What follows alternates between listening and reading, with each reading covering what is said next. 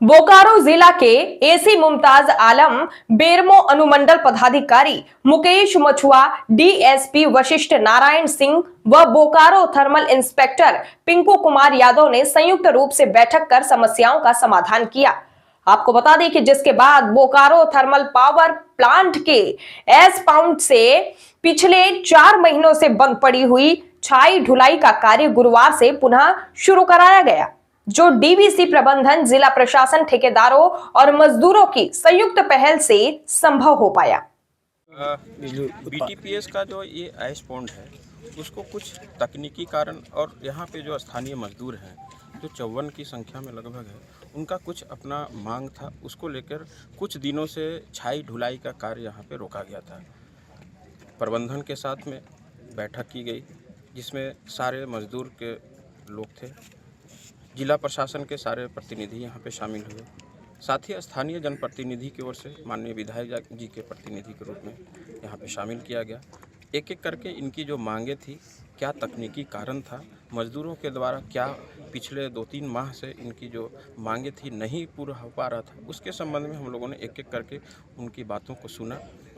सकारात्मक माहौल में जो सरकार का दिशा निर्देश है और जो संकल्प है उसके अनुरूप उन्होंने अपनी मांगें रखी। कुछ मांगों के द्वारा हम लोगों ने आपसी सहमति बनाते हुए और मजदूर भाई लोगों ने भी सहमति बताते हुए हम लोगों ने आज यहाँ पे पुनः इस जो रोक के रखा गया था उसको हम लोग शुरुआत कर रहे हैं। आप देख सकते हैं कि यहाँ पे सारे लोग उपस्थित हैं और उनके उपस्थिति में ही ये सारा काम विधिवत रूप से शुरू किया जा रहा है। बिजली आपूर्ति कब से शुरू हो जाएगी सर? क्योंकि इसको जो डंप है पिछले कई महीनों से, इसके लिए कम से कम प्रबंधन की ओर से बताया गया कि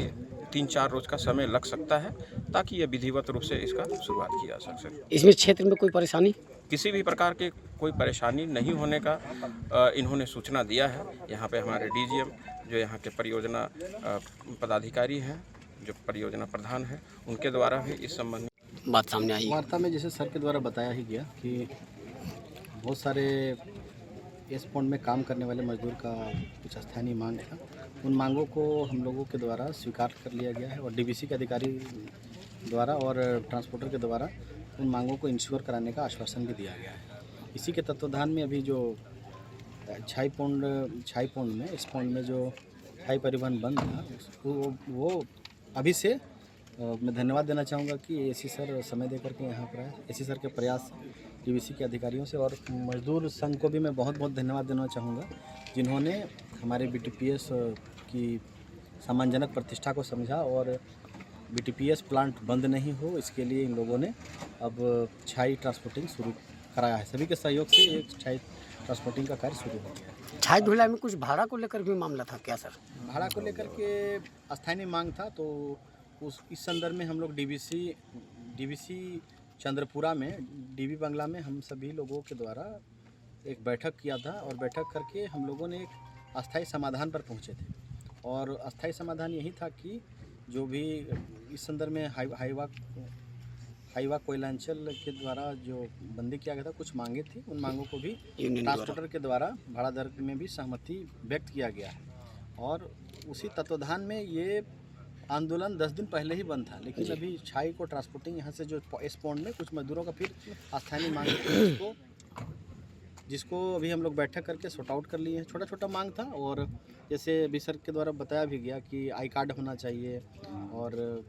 इनका मजदूरी बकाया है, उन मजदूरी बकाया भी दिए जाने की आवश्यकता है। और साथ ही साथ जिस तरह से ये लगातार 10 सालों से काम कर रहे हैं, 10 सालों से जो काम कर रहे हैं, तो इनको एक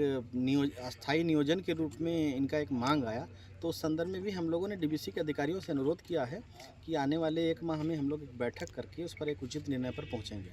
मैं धन्यवाद देना चाहूँगा पूरे संघ को, मजदूर संघ को, जो बीटीपीएस, जैसा कि जानते हैं कि सीटीपीएस बीटीपीएस